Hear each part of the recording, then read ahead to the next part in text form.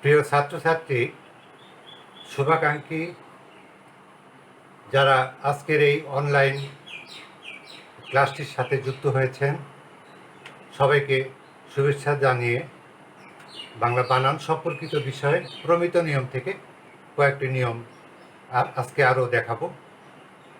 বিশেষ করে এখানে বোর্ডে যেগুলো লেখা আছে, যেমন এই যে এ স্বাধীন বর্ণ এ, এবং এর সঙ্গে আবার সেটা হতে পারে একটা কার, অর্থাৎ এ কার স্বাধীন বর্ণ হিসাবে এটাও ব্যবহার হতে পারে, ব্যঞ্জন বর্ণের সাথে এটাও ব্যবহার হতে পারে। তো এগুলো স্বরবর্ণের একটি অংশ। এখন এই এ যে বর্ণটি, এ বর্ণটির দুই রকম উচ্চারণ হয়। একটা স্বাভাবিক উচ্চারণ, অর্থাৎ এর মতনই উচ্চারণ হবে। আর একটি হচ্ছে যে এর বিকৃত উচ্চারণ, অস্বাভাবিক উচ্চারণ, অর্থাৎ এ। এই যে এখানে যে বর্ণটি দেখলাম, এই বর্ণটির উচ্চারণ হবে এ। অর্থাৎ আমরা দেখা যায় যে একার দিয়ে লিখছি ঠিকই, কিন্তু কোনো সময় একার উচ্চারণ করছি, আবার কোনো কোনো সময় এ দিয়েও উচ্চারণ করছি। এখন কোন কোন ক্ষেত্রে এই এ হবে বা এ দিয়ে লিখব বা একার দিয়ে লিখব, সেই বিষয়টি প্রথমে আলোচনা করছি। তারপরে ও এবং ওকার দিয়ে সে প্রসঙ্গটা আসবে। আমি এখানে একটি বিষয় প্রথমে উচ্চারণ আমি দেখাচ্ছি। প্রমিত নিয়মে একার সম্পর্কে কি বলা আছে। ওখানে বলা আছে যে বাংলায় এ বা একার দ্বারা অবিকৃত এবং বিকৃত, বাংলায় এ বা একার দ্বারা অবিকৃত এ এবং বিকৃত বা বাঁকা এ এর উভয় উচ্চারণ ধ্বনি সম্পন্ন হয়। অর্থাৎ একার দিয়েই এও হতে পারে, এও হতে পারে। তৎসম বা সংস্কৃত কিছু কিছু শব্দ আছে, তৎসম বা কিছু কিছু সংস্কৃত শব্দ আছে বাংলা একাডেমি যেগুলোর উপর জোর দিয়ে বলছে, যে যেমন ব্যাস বানান তারা দেখাচ্ছে, ব্যাস, ব্যায়াম, ব্যাপ্ত,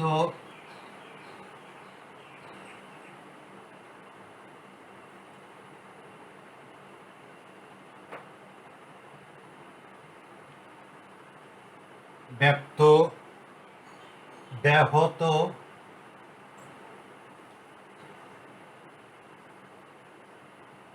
ব্যাহত বা জ্যামিতি, জ্যামিতি, এই শব্দগুলো জফলার সাথে আকার দিয়ে লিখতে হবে। অর্থাৎ এই বিষয়ে বাংলা একাডেমি স্পষ্ট ধারণা দিয়েছে যে মানে সংস্কৃত কিছু কিছু শব্দ তার মধ্যে উল্লেখ করেছে তারা ব্যাস, ব্যায়াম, ব্যাপ্ত, ব্যাহত, জ্যামিতি, এই শব্দগুলো তৎসম বা সংস্কৃত হলেও এই শব্দগুলো জফলা এবং আকার দিয়ে লিখতে হবে। এখন এই প্রসঙ্গে একটা কথা বলে রাখি, যে সংস্কৃতে এই বর্ণটি কিন্তু নেই। সংস্কৃতে আছে এই বর্ণটি, মনে রাখবেন যে এটা কিন্তু বর্ণ, আর এটা ঠিক বর্ণ না, এটা ধ্বনি, উচ্চারণ।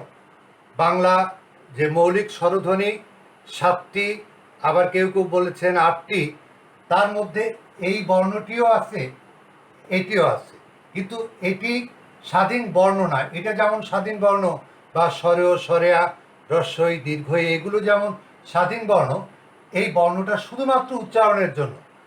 স্বরবর্ণের কোথাও কিন্তু এটা পাবেন না, এটা নেই, কিন্তু উচ্চারণের ক্ষেত্রে এটা আছে।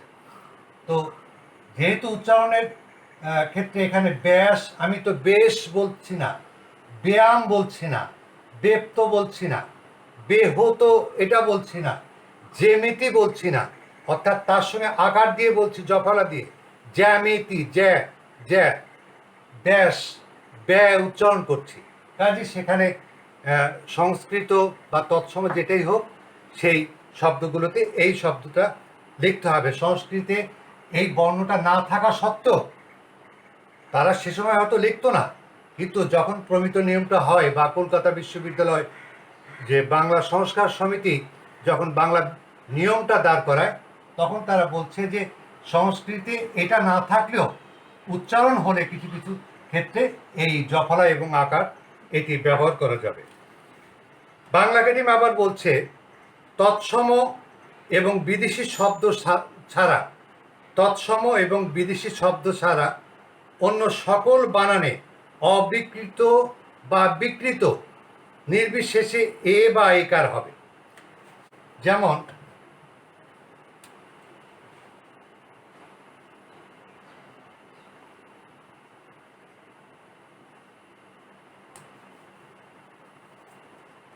দেখে, দেখি, যেন, কেন,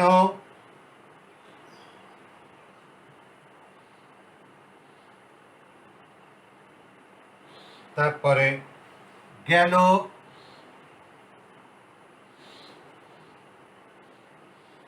গেছে,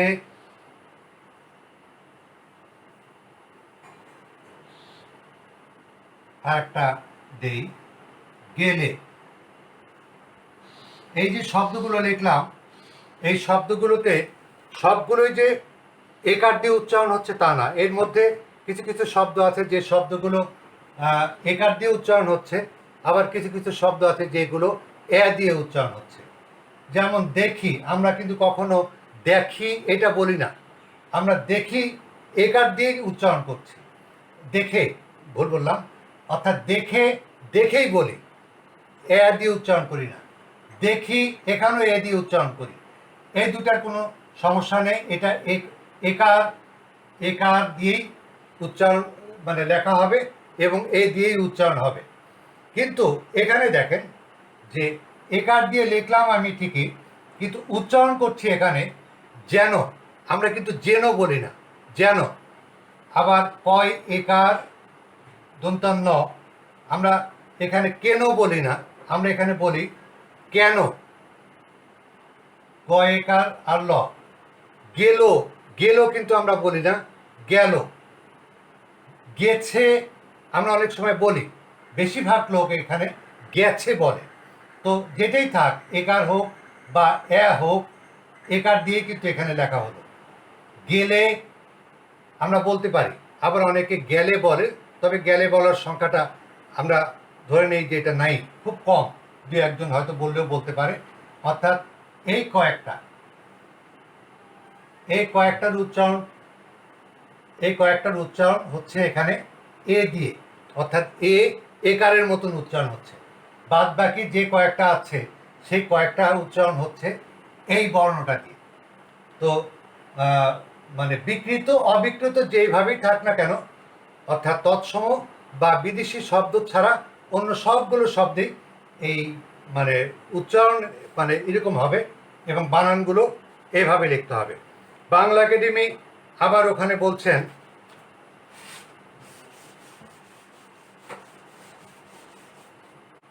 বিদেশি শব্দে অবিকৃত উচ্চারণের ক্ষেত্রে, বিদেশি শব্দ এখানে ইংরেজি, আরবি, ফার্সি ইত্যাদি, বিদেশি শব্দে অবিকৃত উচ্চারণের ক্ষেত্রে এ বা একার ব্যবহৃত হবে। অর্থাৎ সেখানে এ হতে পারে অথবা একার, একার দিয়ে ব্যবহার হবে। যেমন তারা নমুনা দিচ্ছেন এখানে,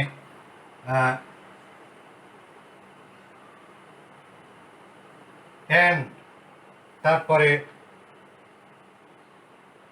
নেট, দন্ত নয় একার, তো নেট। বেড, তারপরে শেড, শেড ইত্যাদি। তো এখানে এখানে দেখেন, এখানে লেখা আছে এ দিয়ে, এখানে একার দিয়ে, এখানে এ দিয়ে, অর্থাৎ একার একার দিয়ে এখানে লেখা হচ্ছে। পাশাপাশি বাংলা একাডেমি এই বানানটা সম্পর্কে আবার অন্য রকম আর একটা ব্যাখ্যা দিচ্ছে। ব্যাখ্যাটা দিচ্ছে এভাবে, বিদেশি শব্দে বিকৃত বা বাঁকা উচ্চারণে এই বর্ণটি ব্যবহার হবে। বিদেশি শব্দে যদি বাঁকা উচ্চারণ হয় বা বিকৃত উচ্চারণ হয় বা উচ্চারণ হয়, তখন সেখানে স্বরীয় জফলা আকার এটা দিয়ে লিখতে হবে। যেমন অ্যান্ড, তারপরে ম্যানেজার,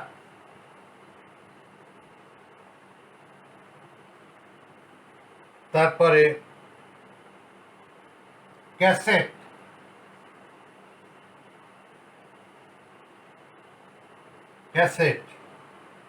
ব্যাগ ইত্যাদি। শব্দগুলো বিদেশি, কিন্তু বিকৃত উচ্চারণের কারণে এখানে জফলা আকার হলো। আমি কিছুক্ষণ আগেই এই বর্ণটা এইভাবে লিখে দেখিয়েছি। বাংলা একাডেমি এইভাবে বলছে যে এন্ড এন্ড, আবার পরক্ষণেই তারা বলছে যে যদি বিকৃত উচ্চারণ হয় তাহলে অ্যান্ড এভাবে লেখা যাবে। তাহলে আমরা কোনটা উচ্চারণ করি? আমরা কি এন্ড বলি না অ্যান্ড বলি? আমার মনে হয় যে আমরা এন্ড খুব একটা উচ্চারণ করি না বলি হয়, অর্থাৎ এন্ড আসে না, উচ্চারণে আসে না, আমরা কিন্তু অ্যান্ড বলি। তাহলে বাংলা একাডেমি যদি একটা নিয়মের উপরেই জোর দিত, তাহলে আমাদের ভিতরে দ্বিধাদ্বন্দ্ব থাকতো না। এখন আমরা সমস্যায় পড়ব যে আমরা এটা লিখবো না এটা লিখবো। তো একটা নিয়ম থাকলে সেখানে সব থেকে ভালো হতো, কিন্তু বাংলা একাডেমি এক্ষেত্রে দুটা নিয়ম দেওয়ার কারণে একটা সাংঘর্ষিক অবস্থা এখানে চলে আসছে। আর কিছু কিছু শব্দ আছে, বাংলা একাডেমি বলছে তদ্ভব শব্দ, বিশেষভাবে যেগুলো আমাদের দেশীয় শব্দ, যেগুলোর সঙ্গে ওই জফলা আকার এটা আসবেই। যেমন ব্যাং, চ্যাং,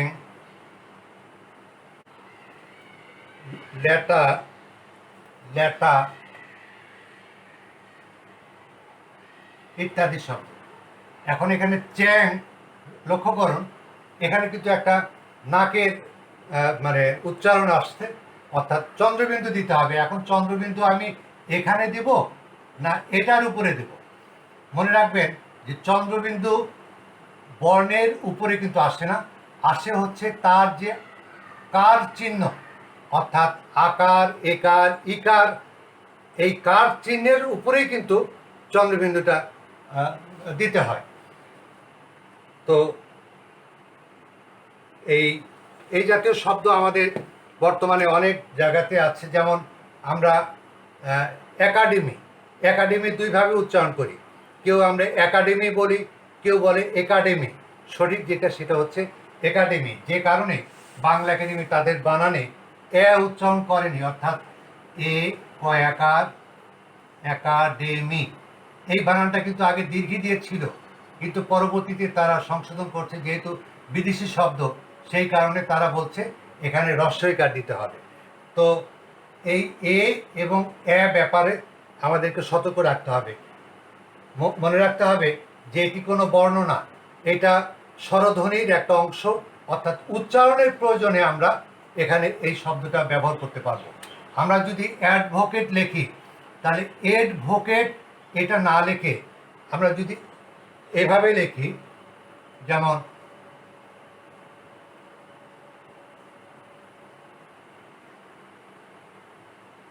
তাহলে সেটা শুদ্ধ হবে। এখন এই অ্যাডভোকেট আমরা অনেক সময় ভুল করে এইভাবে লিখতাম, অ্যাডভোকেট,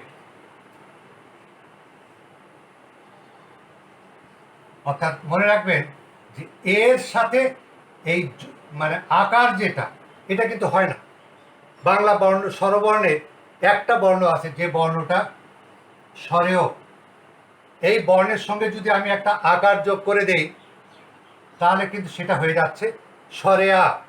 তাহলে একারের সঙ্গে যেহেতু আকার হবে না, সেই কারণে একারের সঙ্গে এই আকার দিয়ে এইভাবে যদি আমি অ্যাডভোকেট লিখি তাহলে সেটা ভুল হবে। তাহলে বাংলায় যদি আমি অ্যাডভোকেট লিখি তাহলে আমাকে এটা এইভাবে লিখতে হবে, অর্থাৎ স্বরেয়র সঙ্গে জফলা আকার দিয়ে এটা আমাকে লিখতে হবে। এবার আসি অন্য প্রসঙ্গে, অর্থাৎ এই যে ও বা ওকারের প্রসঙ্গটা। ও বা ওকার প্রসঙ্গে এই বানানটা খুব গুরুত্বপূর্ণ। আমরা অনেকে এই শব্দটা লিখি, সেটা হচ্ছে যেমন আরো,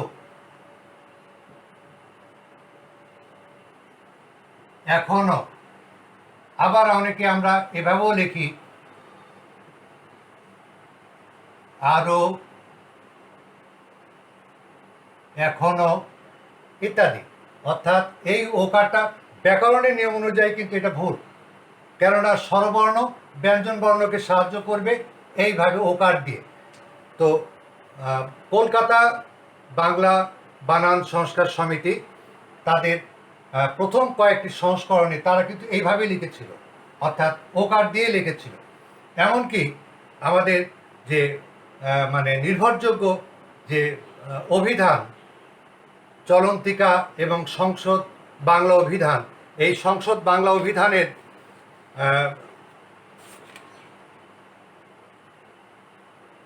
পঞ্চম সংস্করণ 2000 সালে যে বইটি রয়েছে সেখানে লেখা আছে কিন্তু এইভাবে। রবীন্দ্রনাথ এই বানান সম্পর্কে বেশ কিছু কথা বলে গেছেন। রবীন্দ্রনাথ যে কথাগুলো বলে গেছেন সেগুলো আমাদের একটু জানার প্রয়োজন আছে। যেমন কলকাতা বাংলা বানান সংস্কার সমিতি কিন্তু প্রথমে এভাবে লিখত, কিন্তু তিনি বলছেন যে উচ্চারণের ঝোঁক বা কোনো একটা বিষয়ের উপর জোর দেওয়ার কারণেই কিন্তু দুইটা মানে বর্ণ আসতে পারে, একটা হচ্ছে ও আর একটা হচ্ছে রস্বই। অর্থাৎ যদি আমি ই বলি, একটি একটি ই আমি দিতে পারি, অথবা দেখিনি, অর্থাৎ দেখি তারপরে আর একটা ই আমি দিতে পারি, অর্থাৎ জোর দেওয়ার কারণে। আবার ঠিক একই রকম জোর দেওয়ার কারণে ও কিন্তু হতে পারে। তো রবীন্দ্রনাথ যেটি বলছেন সেটি একটু শুনে নিন। বাংলা শব্দে কতগুলো মুদ্রা ভঙ্গি আছে। ভঙ্গির সংকেত যেমন অঙ্গের সাথে অবিচ্ছেদে যুক্ত, এগুলিও তেমনি। এগুলো অর্থাৎ এগুলো ও তেমনি, এখানে কিন্তু ও দিচ্ছে, তার মানে এই এগুলোর উপরে কিন্তু তিনি জোর দিচ্ছেন। এগুলো তেমনি। যে মানুষ রেগেছে তার হাত থেকে ছুরিটা নেওয়া চলে। তিনি এখানে উপমা দিচ্ছেন বা কিছুটা রসিকতা করে বলছেন যে যে মানুষ রেগে গেছে তার হাত থেকে যদি কোনো, তার হাতে যদি চাকু থাকে চাকুটা নেওয়া যায়, কিন্তু ভ্রুর, অর্থাৎ এই যে আমাদের চোখের উপরে যে ভ্রু, এই ভ্রু থেকে যে ভ্রুকুটি এসেছে এটা নেওয়া যায় না। অর্থাৎ এটার উপর জোর জবরদস্তি করাটা ঠিক হবে না বলে তিনি সিদ্ধান্ত দিয়েছেন, এবং কতগুলো বানান সম্পর্কে তিনি নির্দেশনা দিয়েছেন যে বানানগুলো ওকার দিয়ে না লেখে এইভাবে লিখলে সেটা ভালো হবে। যেমন জোর যদি দিতে হয় তিনি বলছেন যেমনই, যেমনই, তখনই। আবার এখানে আছে আবারও, আবারওটা এইভাবে বলেনি, আমারও, আমারও, তারপরে কারো,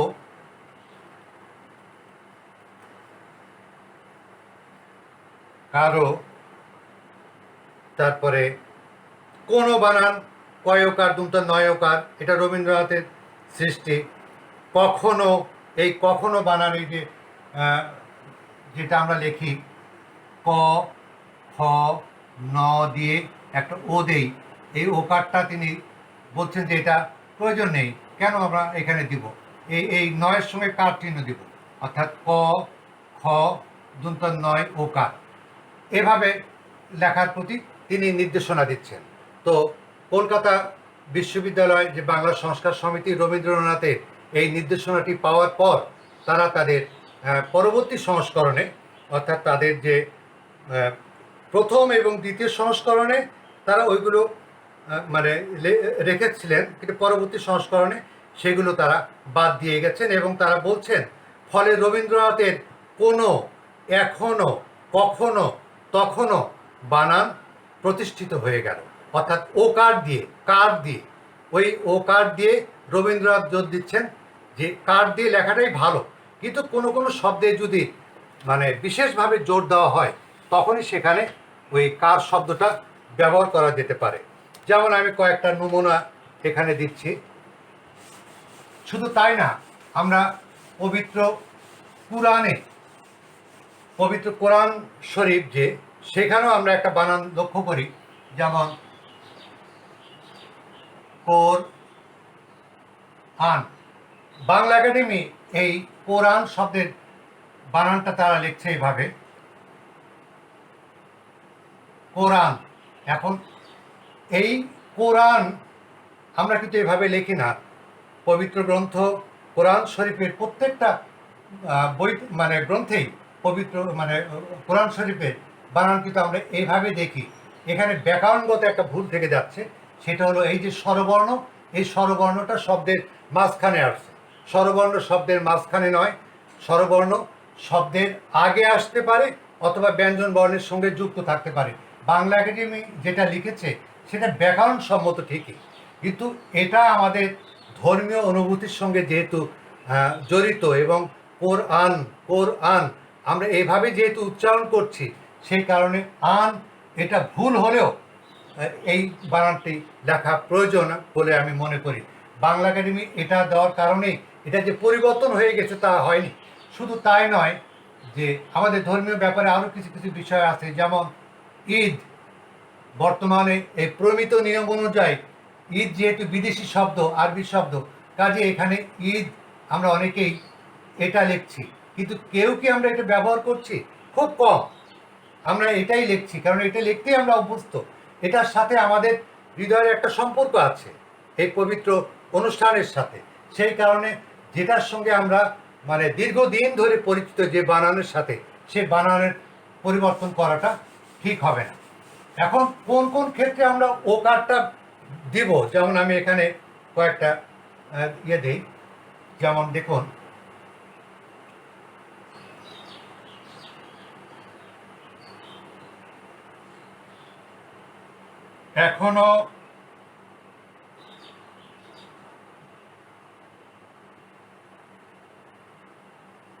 এখনো কি দেখছো?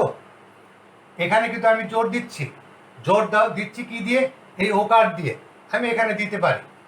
আর রবীন্দ্রনাথ বলছেন এখানে এখনো, অর্থাৎ নয় ওকারটা তিনি এখানে দিতে বলছেন, কিন্তু জোর দেওয়ার কারণেই কিন্তু আমরা এটা দিচ্ছি।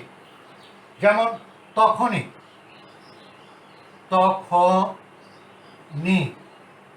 আবার আমরা জোর দেওয়ার কারণে তখন এটা দিতে পারি। না দেওয়াটাই ভালো, ব্যাকরণসম্মত এটাই হবে। কেননা মানে রবীন্দ্রনাথের প্রতি সম্মান জানিয়ে এবং আমাদের যে বানান সংস্কার সমিতি রয়েছে বিভিন্ন, তাদের যে গবেষণা, সেখানে এইটাই দেওয়া দরকার। অর্থাৎ স্বরবর্ণকে এখানে ব্যঞ্জন বর্ণের সাহায্যকারী হিসাবে দেখানো ভালো। যদি বাধ্য হই যে এখনই যেতে হবে, তখনই আসতে হবে, তখন সেখানে আমরা একটা ইকার ব্যবহার করতে পারি। এখন লক্ষ্য করুন যে সবই কি ভুল, যেমন এখানে সবই কি ভুল। দেখুন এখানে রস্বীকারটা কি জন্য? আমি কিন্তু সবই বানান এভাবে দিতে পারতাম, কিন্তু এখানে আসলো না কি জন্য? যে সবই কি ভুল, অর্থাৎ জোর দেওয়ার কারণেই কিন্তু এখানে রস্বীকারটা হয়েছে। আবার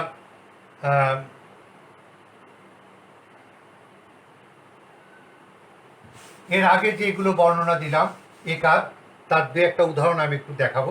বিকৃত মানে অবিকৃত অংশ যেগুলো আছে, যেমন দেখি, মেষ। একারের নিয়মে প্রথম যে নিয়মটা আলোচনা করলাম, বেশ, দেখি একার দিয়ে, মেষ একার দিয়ে, বেশ একার দিয়ে, অর্থাৎ এটা হচ্ছে অবিকৃত, অবিকৃত।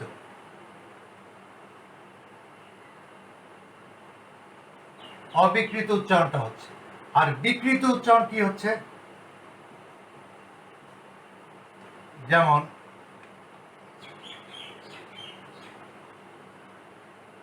খেলা, তারপরে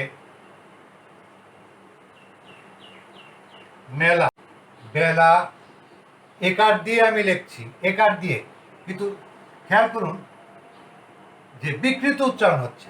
আমরা একার দিয়ে লিখছি, খেলা কিন্তু বলছি না, মেলা কিন্তু বলছি না, বেলা কিন্তু বলছি না, বেলা, মেলা, মেলা, এ, আবার খেলা, এ দিয়ে উচ্চারণ করছি। কাজে একার, একার দিয়ে দুইটা উচ্চারণ হবে, একটা হলো একারের স্বাভাবিক উচ্চারণ, আর একটা বিকৃত উচ্চারণ। আর ওকার আমরা এখনো, তখনো, আরও, এই বর্ণগুলো আমরা রয়ের সঙ্গে ওকার, ও কার, কার চিহ্ন দিয়ে যোগ করে, মানে যোগ করে লেখার চেষ্টা করব। যদি প্রয়োজন হয় যে জোর দেওয়ার জন্য, যেমন সবই বা দেখেই নেই ইত্যাদি, এই যে রস্বইকার, এই জোর দেওয়ার কারণে যদি প্রয়োজন হয় তাহলে সেক্ষেত্রে আমরা ও এবং ই, এই দুটো আমরা সেখানে ব্যবহার করতে পারি। তো আজকে প্রমিত নিয়মের বেশ গুরুত্বপূর্ণ দুইটা নিয়ম দেখালাম। আশা করি আপনারা বুঝতে পেরেছেন। প্রমিত নিয়মের যে অংশগুলো বই থেকে পড়লে বিষয়টি আরও স্পষ্ট হয়ে যাবে। সবাইকে অনেক শুভেচ্ছা জানিয়ে আজকের মতো অনলাইন ক্লাস এখানে শেষ করছি। আগামীতে আবার আসবো ইনশাল্লাহ।